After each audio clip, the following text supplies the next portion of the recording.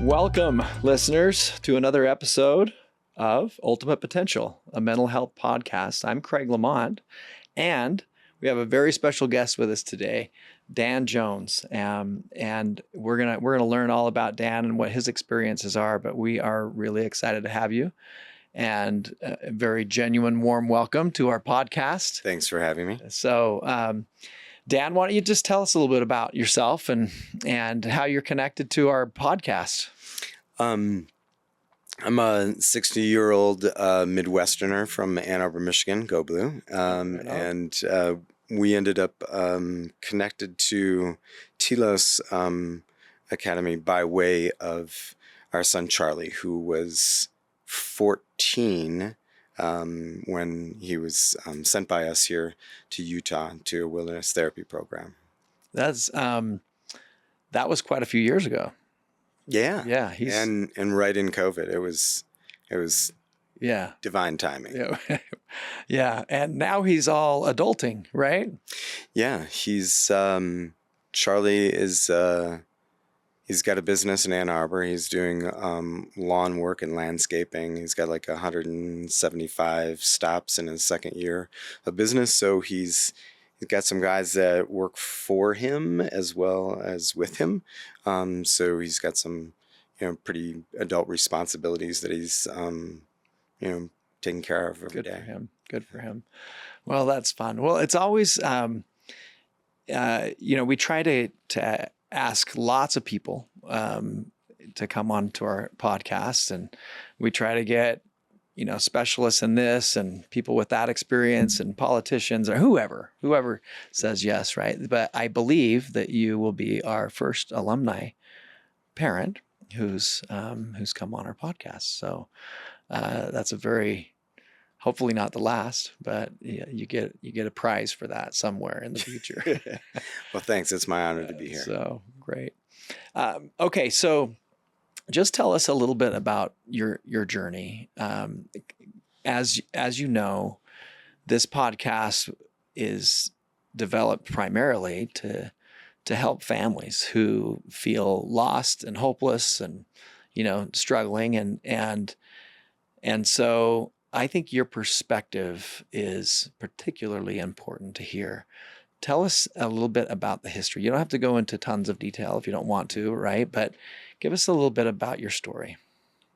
Well, I think it started about 2018, if I'm not mistaken, and our son at that time was 12 years old, and he was starting to experiment in his free time with it started, I think, as some nicotine vapes and some non-compliance in certain ways. And it was mostly his sisters at that time saying that he was getting into some things that maybe he shouldn't be involved in terms of like his age and what they thought was, safer, being a safe kid. And I think that at the time we were, as parents, distracted and not really in tune. I think that we sort of wrote off the early behavior and signs in Charlie to that they were normal things that a kid might do where they're exposed to choices that maybe we didn't have at that age when I was younger.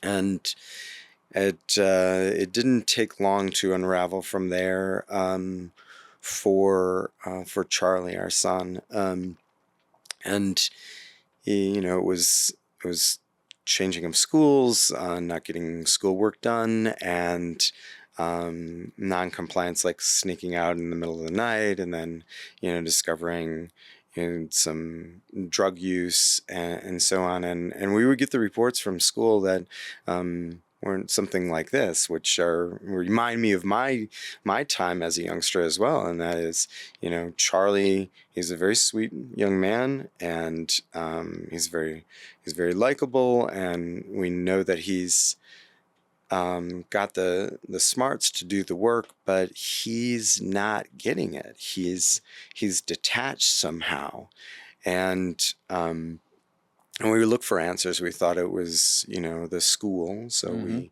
bounced around to, a private school, Catholic school first, and then to an alternate junior high school in the Ann Arbor area where we're from.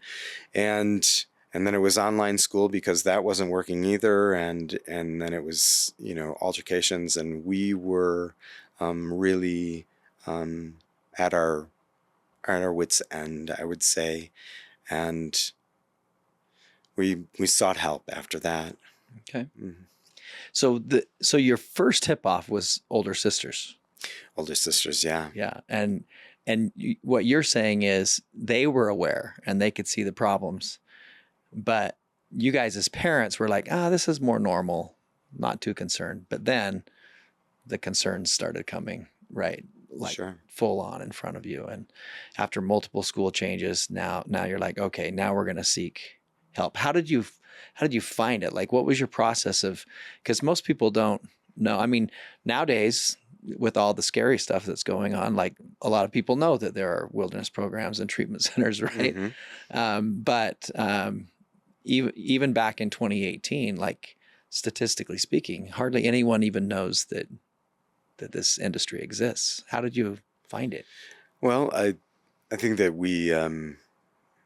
I would say that we smashed right into it, and let's just say. So if we go as the sort of unraveling, let's say, of Charlie's stability began, let's say, in 2018, by early 2020, we had a trip to the courts because we had gotten some advice from someone that if there was ever an altercation that we should call the police. And so there was a moment in time where Charlie took some swings at me, and I asked my wife to call the police. There was and it was a one-sided affair, thank goodness. And when the police arrived, I very ignorantly said, like, make sure to go around the block twice, with him in the car. And, so he really learns this lesson. And they looked at me and they said, hey, buddy, this is not how this works. He's going down to the court, and there's going to be a charge, and then he won't be able to come back for a few days. And I was unprepared. I didn't realize. I had no idea. And so when the courts got involved, then there were consequences, things that had to be taken care of. And luckily, I think for us, there was a very gracious professional who was a probation officer by the name of Anel Eccleston. And I will never forget this guy's name. He was kind, and he worked with Charlie. And I think it was my first moment of seeing that there was some dance between loving kindness and accountability. Those two lived in separate worlds for us, I think, as a family, and certainly in me.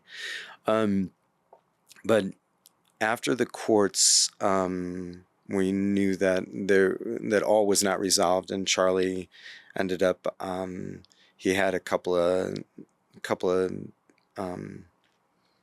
bad situations where he ended up in the hospital in restraints because of experimentation with drugs. And he, if there are any doubters there that think that drugs will not turn us into people that we are not, I have some news for you.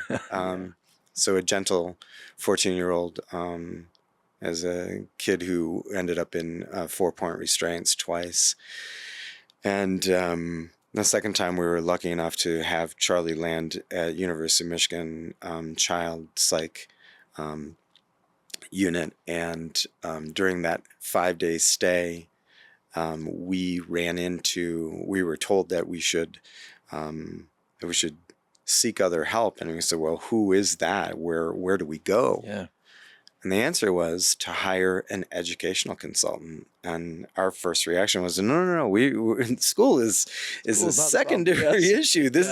We need to save our son's life. And it was explained to us, whether correctly interpreted now in this moment or not, that the folks that are educational consultants that would be referred to by our large, university hospital were people who were in the mental health industry previously and were keenly aware of where families could seek help that may not be available as common knowledge to, your average Joe family like us. Right. And so that educational consultant by the name of Connie Wood did a great job with us. And she told us that she thought that Charlie would benefit from an intervention, which was the wilderness therapy model to start with.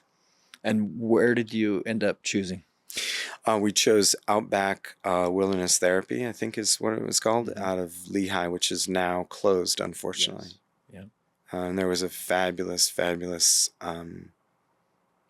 mental health professional by the name of Trevor Allen who really, really helped us understand more about the way that our son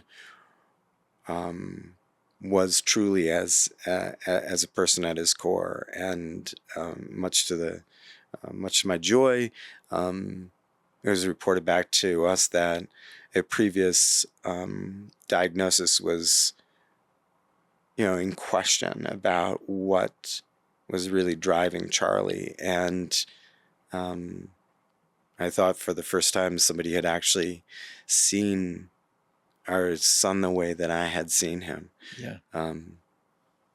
And that he's a gentle, loving, intelligent guy who might need a helping hand in a different way. Yeah. Interesting that you, I'm taking you back a little bit in your story.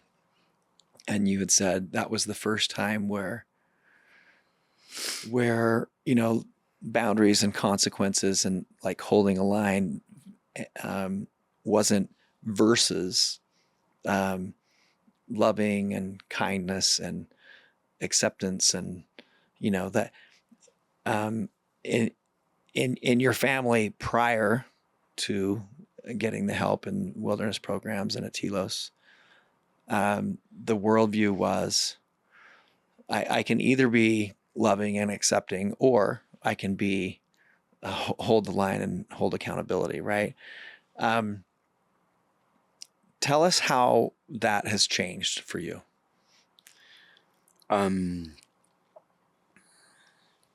It's so true that I will say before that it was a very mutually exclusive world. Mm-hmm. And through our experience, and I think that maybe it rings true from some past experiences in my life that I can't really put a finger on, but what became very, very clear to me is that these two ideas were melded together in this great, beautiful reciprocity, let's say, of accountability and love and kindness, mm-hmm. Loving kindness, and that there was space in this world where it didn't have to be good, bad, right, wrong, yes, no, that there was a gray area, and that these two ideas could live in harmony. And I discovered places where it does happen. Yeah. Yeah. We're actually kind of sitting in one of these places right now. Right. Yeah. To me. Yeah. To me. Okay. That's awesome. Your experience it's not all rosy, right? You don't, make the decision and send Charlie away to a wilderness program and then eventually to a treatment center. And every day is better than the day before, right? It doesn't work that way. It's like watching the stock market, right? It goes up and down and up and down and up and down. So tell me about how your experience was as a father, watching him make progress and then not make progress and going back and forth, and talk to us about that. Well, I think I'd go back to this black and white world where I've spent a lot of days of my life, more than I care to admit, that, and in that black and whiteness, that growth is linear, and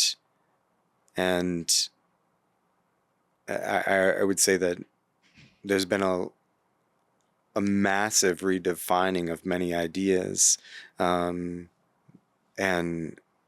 Charlie's experience is really the lens in which we look through this.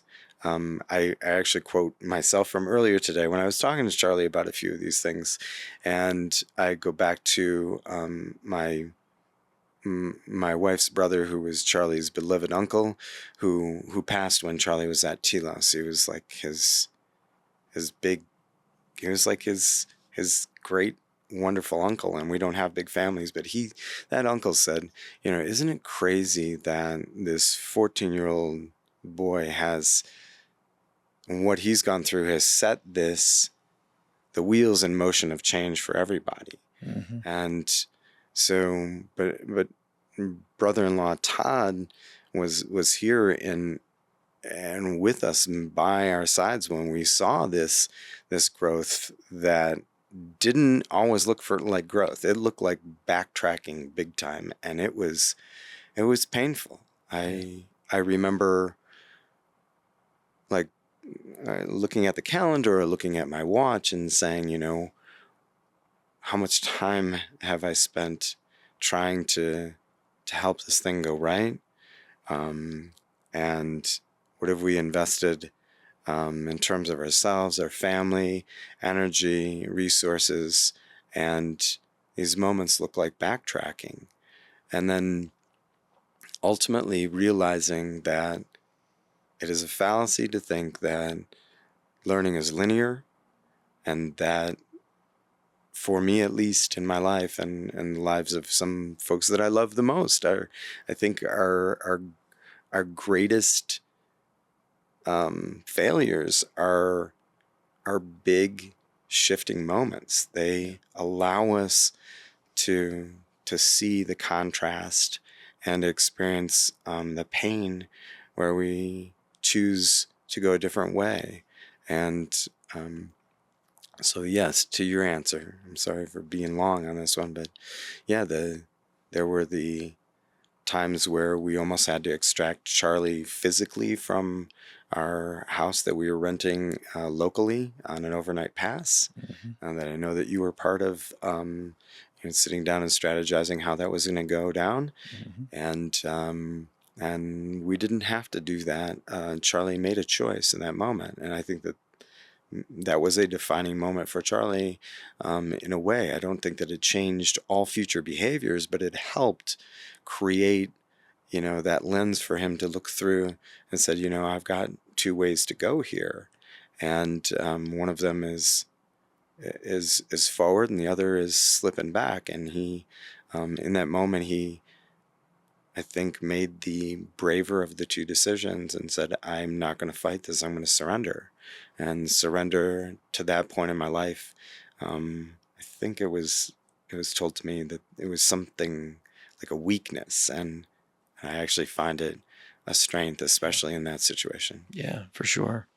In my life personally, all of the hardest things, right? The traumas, my own learning disabilities, the hardships, the type of sports that I chose, the professors, the first time I didn't get an A, like, you name it, it's always the hardest stuff that is the most meaningful. And, you know, we go around seeking an easier life, right? Many of us praying every day for an easier life. And yet the paradox is, like the philosopher Marcus Aurelius writes, like the obstacle is the way. Like, it's the painful things are the only things that really truly help us fail forward, right? Mm. And move forward and learn. And I've just been doing this for so long, and I just admire, right? I admire the suffering that parents have to go through, and and I admire the people who come out at the end with an understanding of that the process is actually a blessing in disguise, right? That the relationship can actually be stronger, and that the child, had they not gone through all of this difficulty, would literally be like, how sad it would be that they didn't learn all this stuff that they had the opportunity to learn in the wilderness program or in a treatment center, right? It's like, how could you even take that away from them, right? Looking from the bigger perspective. Mm-hmm. But that's, of course, hard to say when you're worried about, you know, police records and drug overdose and suicide and, you know, all the things that families are worried about at the time. It's a hard delivery to either believe or to feel like that anybody has any compassion, right? When they say, "Oh, you're gonna look at this at the end and be grateful for it," you know. But it's easier to hear now when you're on the backside, right? Yeah.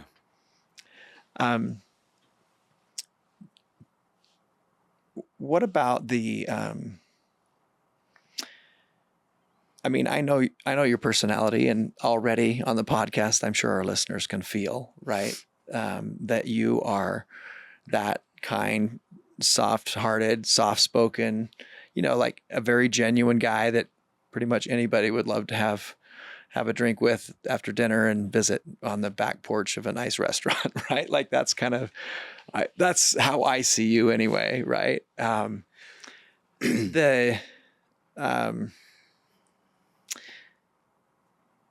The experience of being a parent and having to make that choice, especially when it's hard with your personality, to make that choice to say, "Oh, I'm sending you against your will off to some, who knows, godforsaken desert in the middle of Utah, trusting these strangers that none of us know, taking the advice of these strangers that none of us know, and then ultimately keeping you out there after you've suffered through this wilderness program and sending you to another place, trusting new people." That, like, all of that stuff is heroic, quite frankly, right? I don't use that term lightly.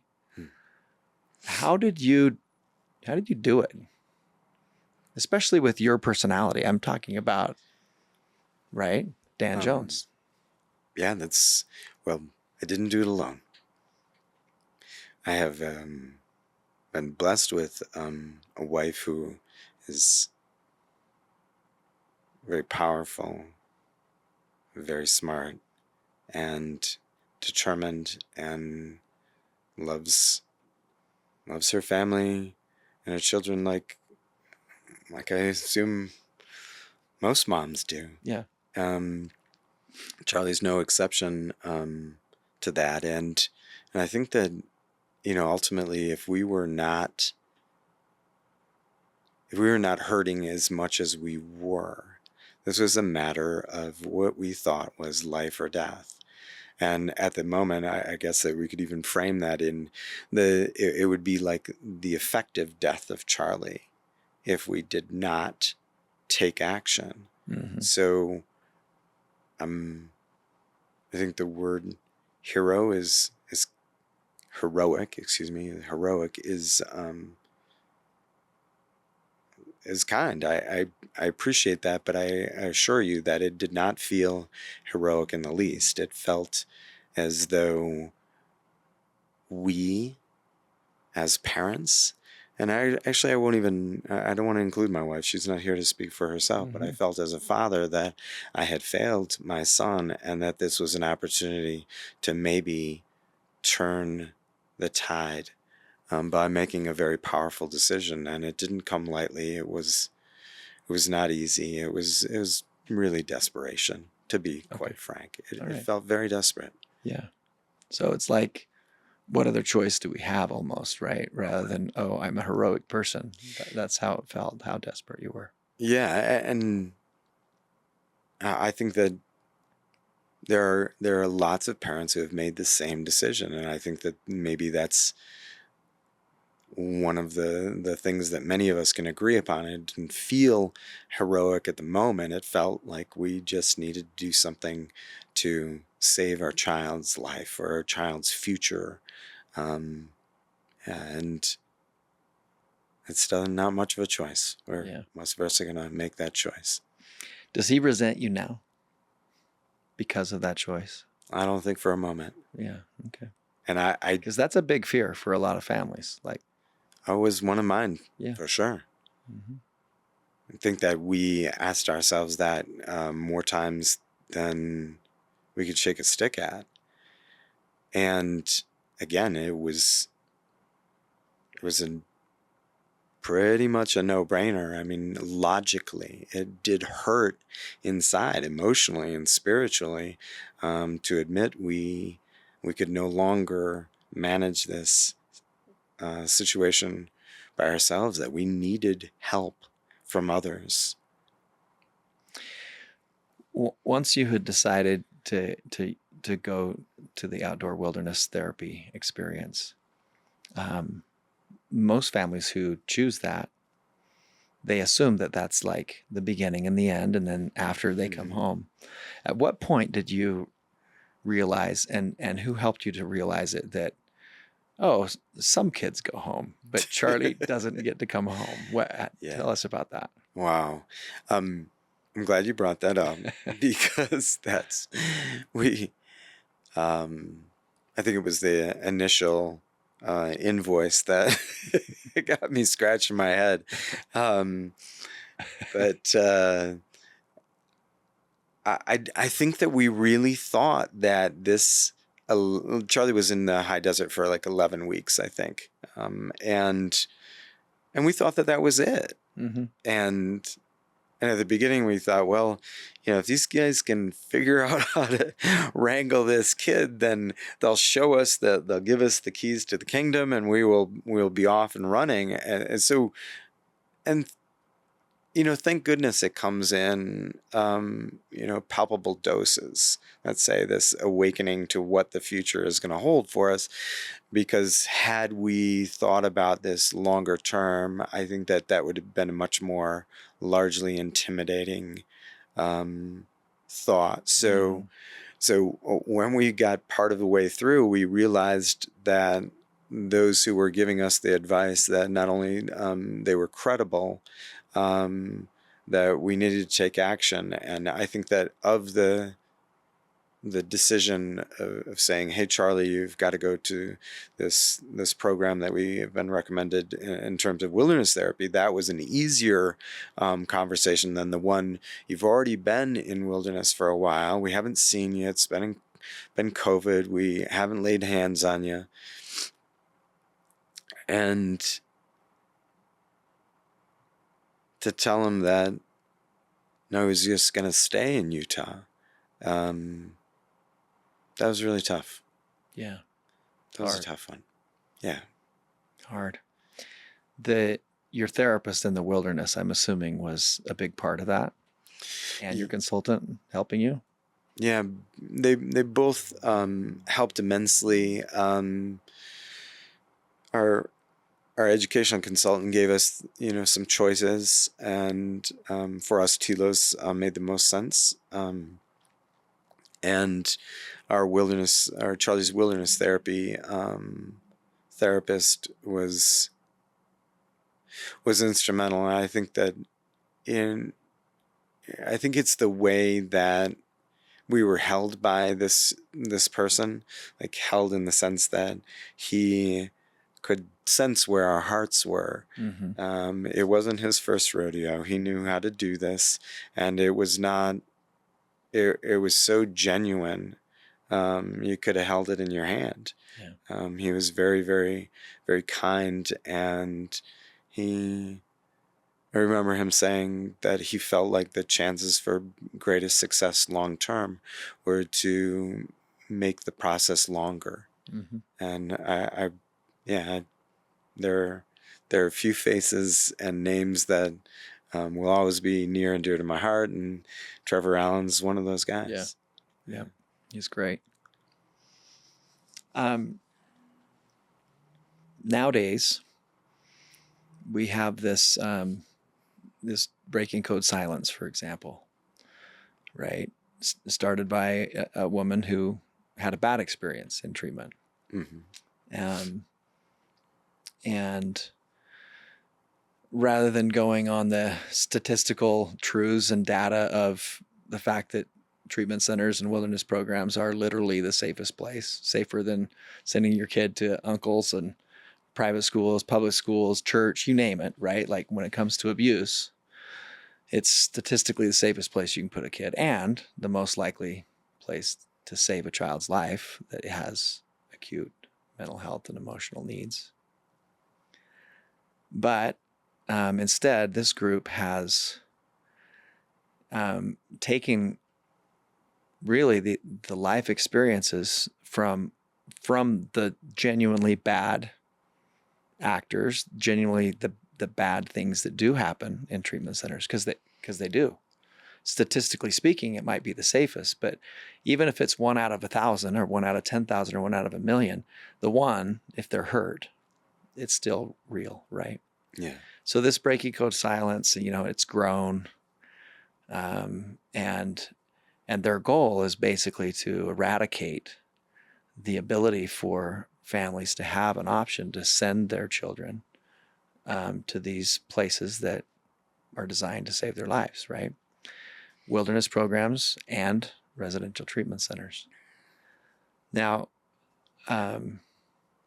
when you were placing Charlie, when you were making these decisions, that was before there was a lot of traction. It was before all the Netflix movies. It was before all that, and now, like online, like even AI, because it's so prevalent in the chat rooms and in the behind their algorithms pull it out. And if a family were to go ask right now, like they would say, "Oh, be super careful," like it's very scary. It's scarier now, I guess. What I'm saying. Almost all the families who are making this decision are spending time online listening to that less than 1%, right? And it's very scary. What advice do you have for parents who have the same literal need? They feel just as desperate as you felt, some of them more, right?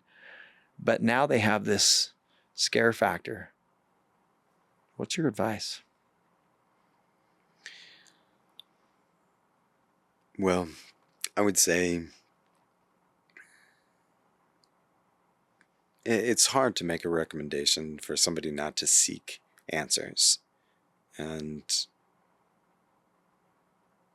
maybe seek answers in any way that they have at their the resources of AI, etc. But we were told when we sent Charlie away, don't read the reviews, and I think I snuck in a read or two.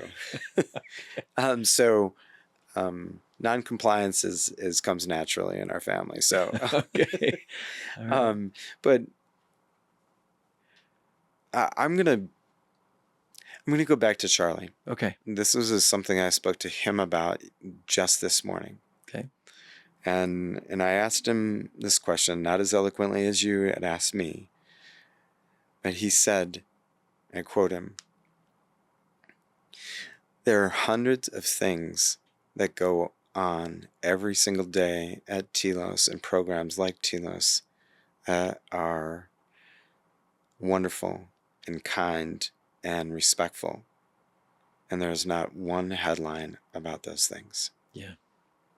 Yeah. I feel like I might put too much spice into this if I try to add anything here, much more than a passing comment of maybe it makes most sense to speak to families or parents or kids who have actually been through this experience and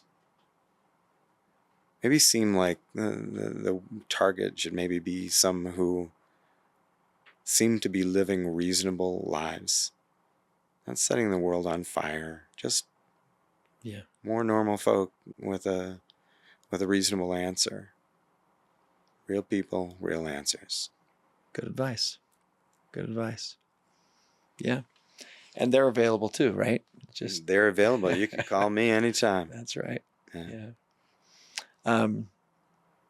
Well, I think that's wonderful advice. And as you know, the network of families who have had good experiences is way more robust than the ones who have had bad experiences, but also a little more private and a little more calm. Not out trying to light the world on fire. I like how you termed that. Dan,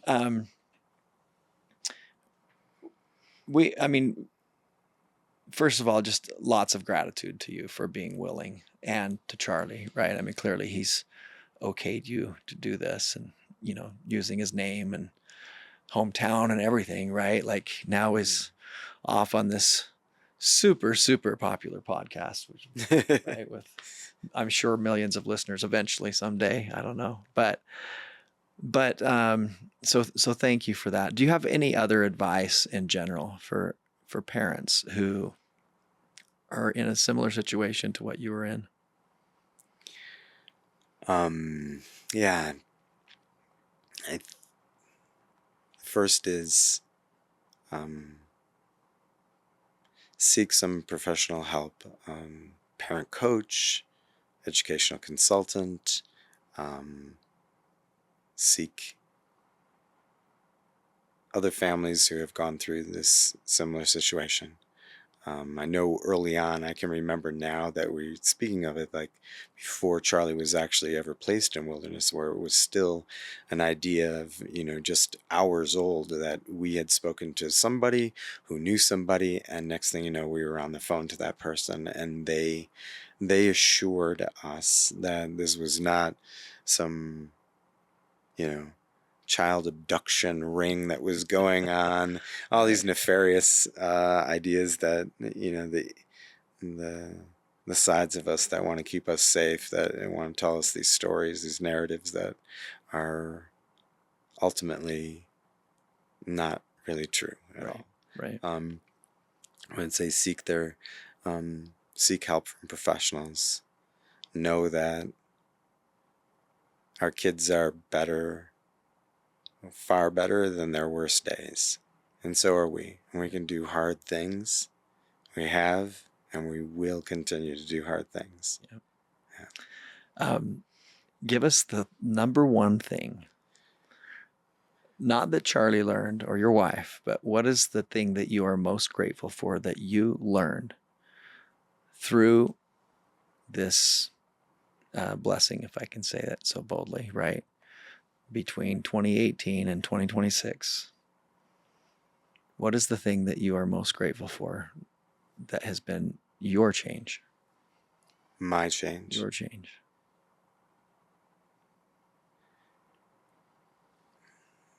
Wow, this is tough. That's a tough question. I think that I didn't pre-prepare you for this question. No, this one is a surprise. I think that I'm most grateful that my son is alive, mm-hmm. and that our family, with my wife and our two daughters, are more connected today than than I could ever have dreamt possible back at the time that this started to unravel, and that we turned toward one another, and we all decided that change was good, and the shift was possible, and we made it together. That's what I'm grateful for. That's beautiful. Thank you for sharing. Okay, we do this with every guest. All right. It's shameless plug time, right? So I don't know I know that you do real estate, but I don't know if you've written books or if you are like training for the Olympics or anything like that. But do you have any causes? Do you have any personal things? Do you have anything you want to point our listeners to, either for you personally, self-promotion, and or for mental health world or anything like that? And it's okay if you don't. You got to take the opportunity, and then we can put it in the little, in the podcast so people can click right there. I'd want to, I guess I would want to say that I put a plug in for Telos Academy, because I really believe in what you guys do. I've seen it firsthand, borne witness to it time and time again. The selfless acts and the mission that you guys have in this world. And I'm happy to be some, ancillary part of that support. Thank you. So. That's very kind of you. Very kind of you. Little secret, right before you came in, literally within an hour before you coming in, I reached out to Aaron and Drew and some of the people that worked most closely, and everyone just, of course, raves about your family. All said to say hi, and so it's all very fresh and tender on our hearts. So thank you for coming back, and thank you for visiting with us. Thanks. I'm really honored to have been here. Thanks. And with that, listeners, remember, until our next episode, mental health matters. Thanks for listening. Your mental health journey is so important to us. We'd love your help spreading the word so we can reach as many people as possible. Don't forget to share, like, and subscribe here, on our social media, or wherever you access your podcasts. Thanks.